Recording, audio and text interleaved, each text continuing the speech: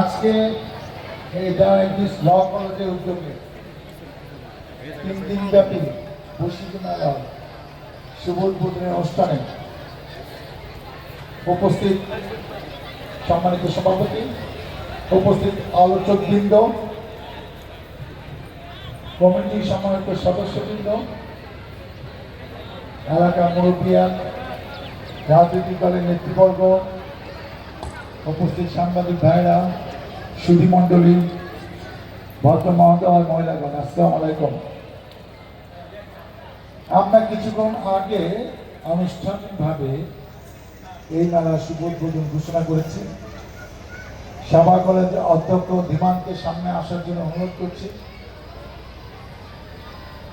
Please ধীমানকে একটু বসার জায়গা করে দেন। আমাদের সাভার সরকারি কলেজের বর্তমান অধ্যক্ষ, সাবেক ছাত্রনেতা, জাহাঙ্গীরনগর বিশ্ববিদ্যালয়, আমার মহল্লার বাসিন্দা, ধীমান বস। আমাদের এই মেলার আয়োজনে দুটি কারণ। একটি হলো যে বৈশিকায় ঐতিহ্য অনুযায়ী আমরা সবাই বাংলাদেশে সংস্কৃতিকে তুলে ধরার চেষ্টা করব। আর এখানে আমাদের নতুন ক্যাম্পাস দেওয়ানিস ল কলেজ, যেটি 2003 সালে তৎকালীন আইনমন্ত্রী মওদুদ আহমেদ এটা উদ্বোধনী করেছিলেন সাভার কলেজ চত্বরে।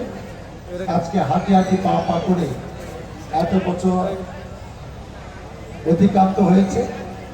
আমরা অনেক ঝড় ঝাপটার মধ্যে পড়েছি, মাসকে মাস, বছরকে বছর পালিয়েছিলাম। আল্লাহ উসিলে এখনো হয়তো বেঁচে আছে, হায়াত আছে বলে। হ্যাঁ, কিন্তু ল কলেজ হাঁটি হাঁটি পা পা করে কষ্ট করে চলেছে। সাভার কলেজ থেকে পরে আমরা অন্য একটি জায়গায় ভাড়া নিয়ে চালিয়েছি। এটি আমাদের অনেক আগে এই জন্য আমাদের বরাদ্দ দেওয়া ছিল। বিগত দিনে আমাদের সেই বরাদ্দ দেয়নি, কিন্তু ল কলেজের কার্যক্রম চলেছে এবং ইতিমধ্যে প্রায় 600 কাছাকাছি এখান থেকে ল পাস করে বেরিয়ে গেছে, যারা অনেকে হাইকোর্টে এই জজ কোর্টে প্র্যাকটিস করছে। এবং আমি মনে করি ঢাকার পরে নেক্সট ল কলেজ আছে মানিকগঞ্জে, আশেপাশে কিন্তু নাই। অতএব আমি যে উদ্দেশ্য নিয়ে করেছিলাম সেটা মোটামুটি অর্জিত হয়েছে। আরেকটি হলো যে সাভারে অনেক এই মেলা হয়, কিন্তু মেলাগুলো হয় নানা কারণে। কেউ এলাকার নেতৃত্ব কর্তৃত্ব ধরে রাখার জন্য, যে আগে ও এটা মাতবরি করতে, এখন আমি করব। কিছু কিছু মানুষটা এটা বিনোদন হোক, কিছু মানুষ মনে করে মেলায় তো বুদ্ধি করে করলে কিছু টাকা পয়সারও ব্যাপার আছে, এবং অনেকে শিল্প সংস্কৃতিকেও তুলে ধরার চেষ্টা করেন। সব কিছু মিলিয়ে কিন্তু কে কি উদ্দেশ্য করে জানি না, কিন্তু মেলা কিন্তু সাভারে হচ্ছে। এবং আজকেও কিন্তু আমি একটি এই সাভার ক্লাবে মেলা উদ্বোধন করে আসলাম। আমি গোকুলনগরে একটি মেলা উদ্বোধনী করতে 2টার সময় যাব, আরও বিভিন্ন জায়গায় হচ্ছে। এই মেলার বৈশিষ্ট্য হলো যে এই যে আজকে আমরা একটা গ্রামের একটা পরিবেশ আমরা বাচ্চাদের দেওয়ার চেষ্টা করেছি।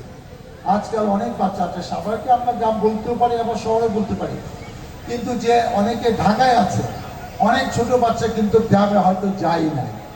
অতএব তার বাবা যেখানে বড় হয়েছে, তার দাদার যেখানে জন্ম হয়েছে, সেই পরিবেশটা কি সে জানেই না, সেই গ্রামের চিহ্ন অনেকে নাই। কিন্তু আমরা কি আমাদের শেকড় ভুলে গেলে হবে?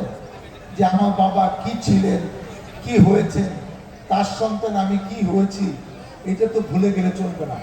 তো সেটা আমার বাচ্চাদেরকে মনে করিয়ে দেওয়ার জন্য আমরা কিন্তু এখানে একটা জিনিস রেখেছি, তারা যেন রিয়েলাইজ করে। এবং তাঁতি কুমাররা কিভাবে কাজ করে, কি জিনিস তৈরি করে, সেগুলোও কিন্তু আমরা একটা নিদর্শন এখানে রাখার চেষ্টা করেছি। আমরা চাই সকলে, এবং সবচেয়ে গুরুত্বপূর্ণ আমি যেটা মনে করি, প্রতিদিন সন্ধ্যা থেকে সাংস্কৃতিক অনুষ্ঠান আছে, এবং সাভারের যারা শিল্পী, যারা ভালো পারফর্ম করে, আমরা চেষ্টা করছি খুঁজে খুঁজে তাদেরকে এখানে সম্পৃক্ত করতে, এবং আবার 3 দিন ব্যাপী তাদেরকে আপনি এখানে দেখতে পাবেন। এবং আরেকটি গুরুত্বপূর্ণ অধ্যায় যেটা না বলে পারছি না, 3 দিন আমরা 3টা আলোচনা সভা রেখেছি। আজকে যেটি 4টার পরে শুরু হবে, প্রথম দিনের টপিক ছিল 2024 গণঅভ্যুত্থান। আগামীকালের টপিক ছিল যেটা 4টার পরে শুরু হবে 1971 স্বাধীনতা যুদ্ধ। শেষের দিনে টপিক ছিল 1952 ভাষা আন্দোলন। এবং এখানে একটা ভিন্নতা হলো, আমরা নাকি খালি বক্তৃতা দেই, আমরা নাকি নিচে বসে কোনোদিন কথা শুনতে অভ্যস্ত না, এই ধৈর্য নাকি আমাদের নাই। তো সেই পরীক্ষা আজকে দিব, আলোচকরা আলোচনা করবে, আমি সহ সমস্ত নেতৃবৃন্দরা নিচে বসে আমরা বিকালে সে আলোচনা শুনবো ধৈর্য সহকারে। যে 1 ঘন্টার নিচে দর্শক হিসেবে বসে থাকতে সাধারণ মানুষদের কেমন লাগে, সে অভিজ্ঞতা আমারও নতুন করে আজকের থেকে হবে। আমরা এরকম অনেক অনুষ্ঠানে করবো এবং এইসব আলোচনা সভায় আলোচনা করবেন সব বিশিষ্ট ব্যক্তিরা। জাহাঙ্গীরনগর বিশ্ববিদ্যালয়ের 3 জন অধ্যাপক আছেন, ঢাকা বিশ্ববিদ্যালয়ে একজন সাবেক ভিসি আছেন, জাতীয় বিশ্ববিদ্যালয়ে 2 জন প্রো-ভিসি আছেন, বর্তমানে এক উন্মুক্ত বিশ্ববিদ্যালয়ের বর্তমান ভিসি আসবেন। এবং আগামীকাল বিকালে জুয়েল আছে জাদুশিল্পী, যিনি স্বাধীনতা যুদ্ধের সময় রাইফেল কাঁধে গ্রামে গঞ্জে ঘুরে বেরিয়ে পালিয়ে যুদ্ধ করেছেন, সেই স্মৃতিকথা উনি তার বক্তৃতায় আলোচনায় রাখবেন। আমি আশা করি যে এই জ্ঞানগর্ভ আলোচনা আমরা সবাই শুনলে আমাদের ভালো লাগবে। আজকে স্যার কিছু এই বাংলা আসন কবে থেকে শুরু হয়েছে সেই বৃত্তান্ত বলেছেন, সেই ডিটেল আমি বলতে চাই না, কারণ রাজনীতিবিদদের কাছ থেকে জ্ঞানগর্ভ বক্তৃতা আসলে দর্শক আশা করে না এবং পছন্দ করে না। সম্রাট আকবর, যিনি 1956 থেকে 1649 বছর শাসন করেছেন, ওনার সময় শেষের দিকে কিন্তু এই বাংলা সনের প্রচলন শুরু হয়। কারণ আগে চন্দ্রমাস দিয়ে হিন্দিসন চলতো। উনি চিন্তা করেছেন ফসলের সাথে সম্পর্কিত না হলে কৃষকদের খাজনা দেওয়া খুব সমস্যা হয়। উনি খুব তার একটা সুন্দর উপদেষ্টা কমিটি ছিল, তাদের বুদ্ধি শুনে এটি করলেন। যদিও তাকে নিয়ে কিছু বিতর্ক আছে, তিনি এলাহি নামে একটি নতুন ধর্ম প্রবর্তন করার জন্য ওনার মনে হয়েছিল আমি সম্রাট পৃথিবী, আমি যা বলবো তাই হবে। উনি সেটি বাস্তবায়ন করতে পারেন নাই, কারণ ওই ধর্মের অনুসারী ছিল মাত্র 10 জন, 12 জন, 19 জন। এই বেশি লোক উনি খুঁজে পায় নাই এই লক্ষ লক্ষ লোকের মধ্যে। এবং আপনারা অনেকে জানেন না যে এই হুমায়ুনের ছেলে সম্রাট আকবর, এই ভদ্রলোকের কিন্তু জন্ম হয়েছিল যখন মুঘল সাম্রাজ্য ক্ষমতা চলে গেছে। একটি জঙ্গলে তার জন্ম হয়েছে 1942 সালে। যখন সে রাজত্ব পায় তখন তার বয়স মাত্র 14 বছর।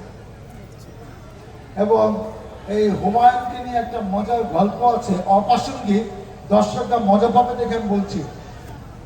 এই বাবর 1526 থেকে 30 সাল মাত্র 4 বছর শাসন করেছেন, মারা যান। তারপরে তার ছেলে হুমায়ুন সম্রাট হন। হুমায়ুন খুব অসুস্থ হয়ে যান একবার।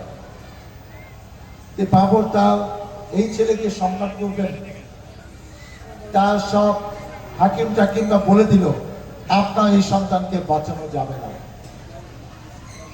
এবং এক হাকিম তাকে বুদ্ধি দিল, আপনি যদি আল্লাহর কাছে এমন কিছু চান যেটা বিনিময় অমূল্য, আল্লাহ সেটার কারণে আপনার সন্তানকে বাঁচিয়ে রাখতে পারে, আমাদের কাছে কোনো ওষুধ নাই। বাবা অনেক চিন্তা করলেন। তারপরে তারপর দিন সকালে তিনি সে মৃত্যুর শয্যায় হুমায়ুন শুয়ে আছেন। বাবর তার চারপাশ দিয়ে বিছনার চারপাশ দিয়ে হাঁটছেন আর আল্লাহর কাছে দোয়া করছেন, হে আল্লাহ, তুমি আমার জীবনের বিনিময়ে যদি আমার সন্তানের জীবন ফিরিয়ে দাও, আমার কোনো আপত্তি নেই। উনি বেশ কয়েকবার এই দোয়াটি করলেন, তার দোয়ার মধ্যে এই কথাটি বললেন। এবং ইতিহাস থেকে জানা যায় যে কয়েক মাসের মধ্যে, শেষ 10 দিনের মধ্যে সুস্থ হয়ে গেলেন এবং বাবা 1 মাসের মধ্যে অসুস্থ হয়ে মারা গেলেন। হুমায়ুনকে নিয়ে একটা মজার গল্প আছে। উনি যখন 1930 থেকে 40 সাল পর্যন্ত ক্ষমতায় ছিলেন, তারপর আবার 15 বছর শেষটা ছিলেন। আমি ইতিহাস বলছি মজার জন্য, আমি ইতিহাসের ছাত্র না, আপনি জানেন আমি ডাক্তার, মেডিকেল সায়েন্সে। তো উনি যখন যুদ্ধে হেরে যান, উনি পালিয়ে যাচ্ছিলেন নদীতে, বিশাল ঢেউ এসে ডুবে যাচ্ছিল। একজন সাধারণ লোক তাকে সে জীবন বাঁচিয়েছিল। হুমায়ুন তাকে বলেছিল, আমি সম্রাট হুমায়ুন, এখন আমার রাজত্ব নাই, আবার যদি রাজত্ব ফিরে পায় তুমি আমার কাছে এসো, তুমি যা চাপায় আমি তাই দিব। 1955 সালে শুরুর দিকে, মনে হয় ফেব্রুয়ারির দিকে, উনি আবার রাজত্ব ফিরে পেলেন এবং উনি 11 মাস রাজত্বে ছিলেন। রাজত্ব ফিরে পাওয়া 1 মাসের মধ্যে সেই লোক এসে হাজির, বলছে, এই যে সম্রাট হুমায়ুন, তুমি কি আমাকে চিনতে পেরেছ? আমি সেই লোক যে তোমার জীবন বাঁচিয়েছিল। হুমায়ুন তাকে তার পাশে বসালো, যে তুমি কি চাও। সে রাজাকে পরীক্ষা করতে চেয়েছিল যে রাজা তার কথা রাখে কিনা সম্রাট। সে বললো, আমার খুব ইচ্ছা, আমি একদিনের জন্য হলো আমি সম্রাট হব। হুমায়ুন তার পরিষদকে দেখে বলে গেল, আমি বিশ্রামে যাচ্ছি, উনি একদিনের জন্য সম্রাট, এখন থেকে উনি যা বলবে উনি তাই তোমরা শুনবে। এবং উনি সকালে এসেছিলেন, সন্ধ্যা পর্যন্ত থেকে বলছে, আমার আর সম্রাটগিরি করার দরকার নেই, আমি দেখতে আসছিলাম যে ভারতবর্ষের সম্রাট তার কথা রাখে কিনা। আমি তার উত্তর পেয়ে গেছি, আপনাকে সালাম। এই হলো অনেকে পাগলা হুমায়ুন বলে। আপনারা কষ্ট করে আজকে আমাদের অনুষ্ঠানে শরীক হয়েছেন, সবাইকে আমাদের আয়োজক কমিটির পক্ষ থেকে, ল কলেজের পক্ষ থেকে শুভেচ্ছা অভিনন্দন। বিকালে অনেক সুন্দর জমকালো অনুষ্ঠান হবে, সেখানে আপনাকে থাকার জন্য অনুরোধ করছি। আমরা সবাই মিলে এমন একটি অনুষ্ঠান শৃঙ্খলার সাথে দেখতে চাই, যে আনন্দ অতীতে সাভারে কখনো হয় নাই, যে অনুষ্ঠান দেখে সবাই বলবে যে অনেক সুন্দর ভালো একটি অনুষ্ঠান আমরা এবছর ল কলেজের উদ্যোগে ডাক্তার সালাউদ্দিনের তত্ত্বাবধানে আমরা দেখতে পেলাম। সবাইকে আমার শুভেচ্ছা অভিনন্দন। আজকে আলোচনা করব এখানে শেষ। আল্লাহ হাফেজ।